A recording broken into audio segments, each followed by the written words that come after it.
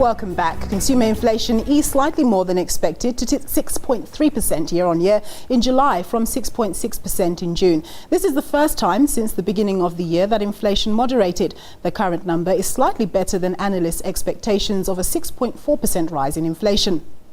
Lower inflation is a good thing as it provides more value for the currency that consumers hold. However, at 6.3%, it's still way higher than the Reserve Bank's 3 to 6% target. Despite the slight turnaround, the food inflation numbers remain high compared to global figures. Economist at FNB, John Lewis, points to the lower income households as the ones who are most affected because of the higher weighting of food in their expenditure baskets. Time will tell how the Reserve Bank will react if inflation continues with a downward trend.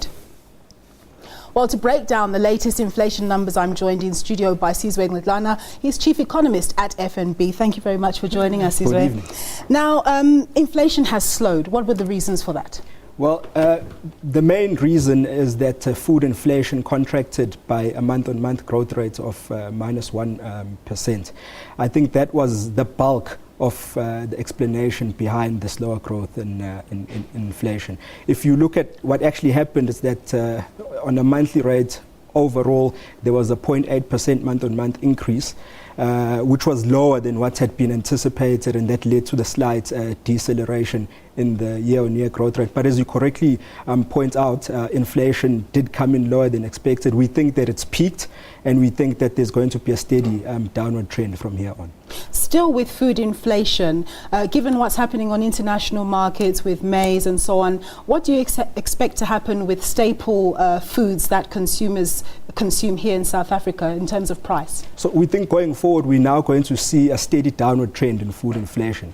If you look at what's happening to soft commodity prices, international soft commodity prices in dollar terms, for example, the seaport maize and the seaport wheat over the last 3 months are down by about 25% and 19% respectively.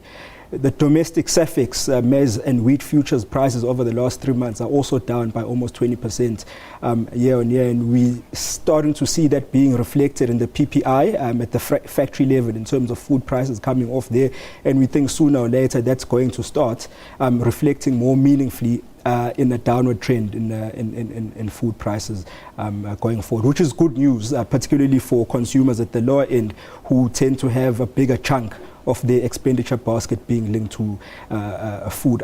Another positive is we think that going forward we should see some relief on the petrol side. If you look at the monthly over recovery for the petrol price, it's currently sitting at about 66 cents.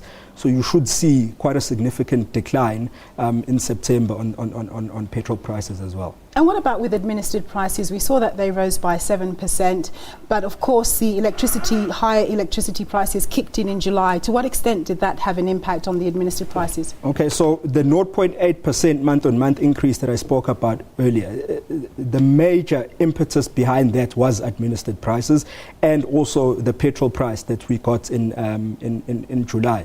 And if you look at administered prices within the so-called housing and utilities, it was electricity that went up by more than 6%, and also water and utilities.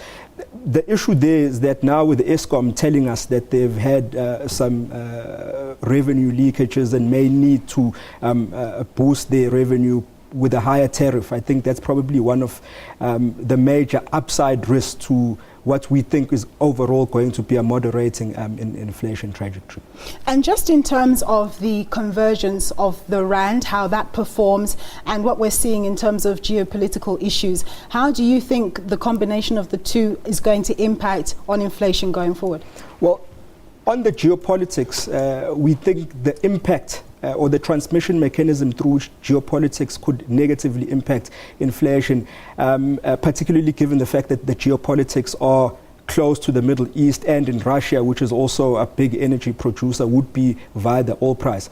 But we've seen very limited impacts of the geopolitical tensions on the actual oil price. I mean, it's come down from about $115 a barrel to about $101 a barrel at the moment. And then if you square that up with the exchange rate that's been stable at between 10.50 and say 10.75, it doesn't seem that the combination of the rand and the oil price is going to on a forward-looking basis, be a major source of upward inflationary pressure. We think that the oil price would probably have to go up to about 115 and the rand to probably go up to 1090 for it to reverse what we think is going to be a moderating trend in inflation. And very quickly, Sizwe, given everything that we've discussed, and if there is a continuing slide in inflation, do we expect the Reserve Bank to hold off on increasing rates? I don't think so, because as I say, inflation is moderating, but we still think that it's going to be moderating but remain above the 6% target range. So we still think that over